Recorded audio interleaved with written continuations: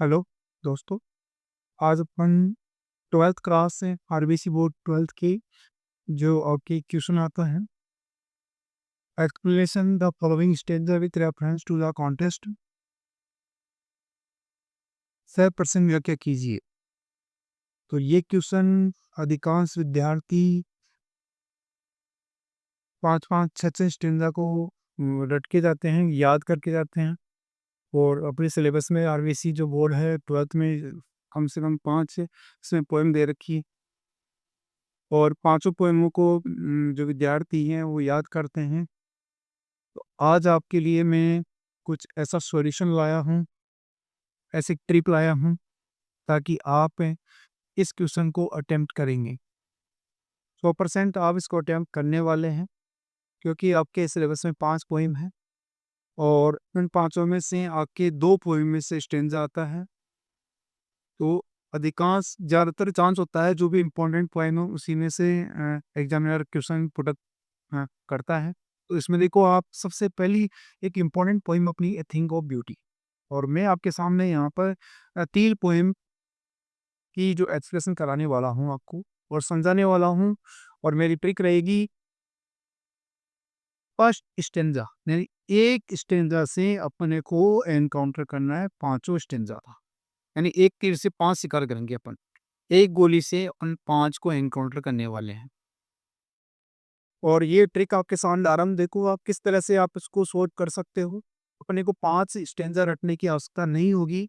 मेरी जो ट्रिक है वो सभी स्टेंजा में काम आने वाली है आपके लिए। तो ये पोएम अपनी इम्पोर्टेंट है, कुछ ही पोएम है उन्हीं में से प्रश्न पुटअप किया जाता है जिसमें से ये पोएम अपनी इम्पोर्टेंट है। इसकी बात करते हैं। देखो सबसे पहले आप क्या करते हो जब भी आप आंसर देते हो, पंक्तियों को आप स्टेंजा दिया होता है उसको पढ़ना होता है आपको। यदि उसका हिंदी अनुवाद सही आता है और आप उन सेंटेंस को रखना आता है तो आप ये क्वेश्चन सोल्व कर सकते हो। अब देखिए आप शुरुआत करते हैं रेफरेंस टू द कॉन्टेस्ट है।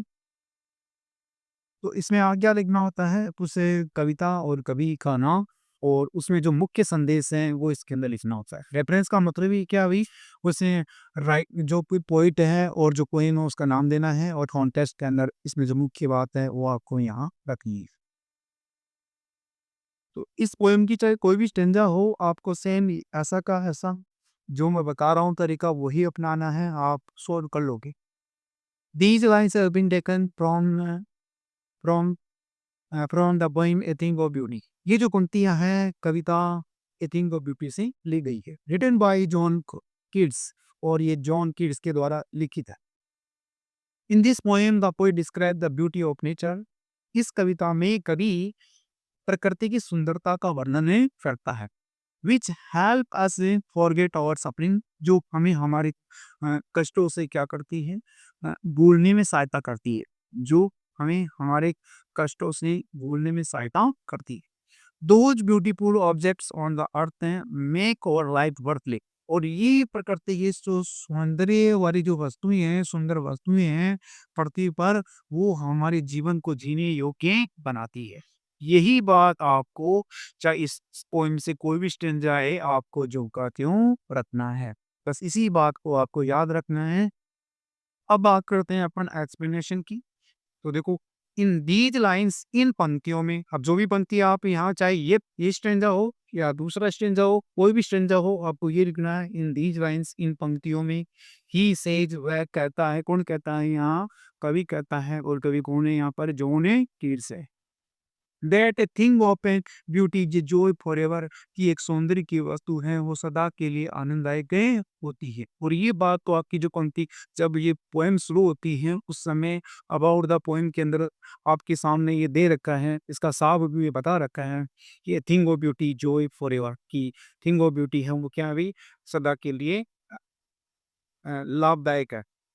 It removes the pall of sadness from our heart, और हार्ट्स, ये हमारे हृदय से जो दुख रूपी जो चादर है, त्रिपाल है, जो आवरण है उसको क्या कर देती है, उतार देती है, हटा देती है। कौन रखती है, इट, सौंदर्य की वस्तु। क्योंकि नाम ही क्या अपने पोएम का, ए thing of beauty. A thing of beauty है वो हमारी क्या करती है, हमारे हृदय से, हमारे दिलों से जो ये दुख रूपी जो ये लबादा है, जो चादर है, जो आवरण है, इसको क्या कर देती है? हटा देती है। ही एडमायर्स हिम, अब देखिए यहाँ से अपने को चेंज करना है।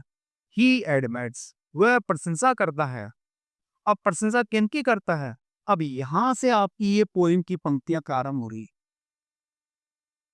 ये चाहो तो आप पोएम के अंदर जो पंक्तियाँ दे रखी है, ही एडमायर्स के बाद में आप यहाँ से आप इन पोएम की पंक्तियों को झुमकाते हो रख दो। आपका आंसर और राइट हो जाएगा। तो मैंने भी यही प्रयास किया है। यहाँ तक सभी पोएम स्टैन्ज़ा, जो भी कोई भी स्टैन्ज़ा आए, आपको यहाँ तक सभी के अंदर लिखना है ऐसा का ऐसा।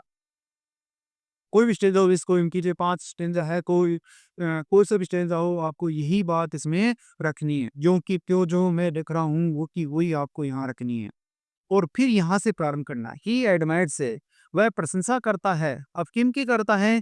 जो भी स्टैन्ज़ा आया था, उस स्टैन्ज़ा को अगर आगे की तरफ क्या कर दो, जो का त्यों रख दो। जैसे मैं रख रहा हूँ यहाँ, the grandeur of the dooms नीचे, और अब चाहे आपको इसका हिंदी अर्थ आए या नहीं आए, किंतु ये सेंटेंस है वो किसमें इसका जो भी आप सेंटेंस रख रहे हो उस पोएम में से उसका अर्थ सही से गिरना चाहिए। बस इतना ध्यान रखना आप है। The grandeur of the dooms which are made by the mighty dead, those powerful people have changed the history. All lovely texts that we have heard or read, they are very important for this beauty. These tales are like an endless fountain of immortal drink that pours into our souls from the heavens brink. अब ये पंक्तियाँ आपके stanza के अंदर हैं। अपने जो का तो रखा है, इसको थोड़ा इसको सेंटेंस के रूप में मैंने इसको कवर करने की कोशिश की है। आप सेंटेंस को कवर करने की कोशिश की है। आप सेंटेंस के रूप में रखते हो तो आपका एग्जामिनर के ऊपर एक ये ज़्यादा ध्यान नहीं जाएगा कि इसने जो कि त्यों रखी हैं, थोड़ा बहुत उसमें चेंज करते हो, तो आपका सही हो सकता है। जैसे मान लो आप इसमें जो फर्स्ट पर्सन, सेकंड पर्सन आ रहे हैं, तो उनको थर्ड पर्सन के अंदर में रख सकते हो। तो अपने को फर्स्ट पर्सन, सेकंड पर्सन का ध्यान रखना, उनको ज्यों का त्यों नहीं रखना है, उनको थर्ड पर्सन में रखना है, तब अपने आप ही जो एग्जामिनर है, जो जो कॉपी को चेक करने वाला है, वो समझ जाएगा कि उनको जो अ, सो ये चेक करेगा, वो समझ जाएगा कि इस लड़के ने या इस विद्यार्थी ने, इस बालिका ने इसमें है ना अपने विचार रखने की कोशिश की है। तो ये पंक्तियाँ आपको जो कहती हूँ, जो भी उस स्टैंज़ा आ रखा है उसको जो का त्यों रख देना है, चाहे इसका आपको हिंदी अर्थ आए, नहीं आए, किंतु ऊपर वाली बात जो मैंने रखी है वही रखना है। रेफरेंस टू द कॉन्टेक्स्ट ऐसा रखना है। रेफरेंस को साउथ को अलग कर सकते हो, कॉन्टेक्स्ट को अलग कर सकते हो। किंतु मैंने दोनों को कमांड किया है, इसलिए किया है ताकि कहीं यहाँ पे कोई मान लो जिसे राइटर का नाम भूल गया, ये जो पोएट का नाम भूल गया, तो उसमें गड़बड़ नहीं। इसलिए मैंने दोनों को साथ में कमेंट किया है। और फिर इसके बाद में एक्सप्रेशन के अंदर आपने जो यहाँ तक का इन दी यहाँ तक का ऐसे कैसे रखना है। ही एडमायर्स के बाद में यहाँ से आप पोएम की जो पंक्तियाँ हैं, चाहे कोई भी स्टेंजा हो, इसको ज्यों का त्यों रखते जाना। पूरा ये स्टेंजा ही है अपना, ये लाइनें ही हैं, ये पूरा स्टेंजा है। इसको ज्यों का त्यों रखना, पूरे को ये कैसे लिख देना, और यहाँ तक का आपका स्टेंजा ये पूरा ही ये स्टेंजा है। एक लाइन मैंने अंत में अ, जोड़ी है इसमें, दस वी ऑल प्रेज इट, इसलिए इस प्रकार हमें इनकी इसकी क्या करें, प्रशंसा करें। Because it gives us endless Joy, क्योंकि हमें क्या देती है, अनंत आनंद देती है। इस तरह से अपनी क्या कर सकते हैं, इस पोएम की कोई भी स्टेंजा जाए उनका एक्सप्रेशन कर सकते हो। कहने का मतलब एक तीर से, एक एक गोली से 5 को अपने को क्या करना है, एनकाउंटर करना है। यानी 5 स्टेंजा को आपको याद करने की आवश्यकता नहीं होगी, केवल आप इस एक को याद कर लो, 5 अपने आप ही तैयार हो जाएँगे। यदि मेरा ये वीडियो आपको पसंद आया है तो इसको लाइक करना, सब्सक्राइब करना।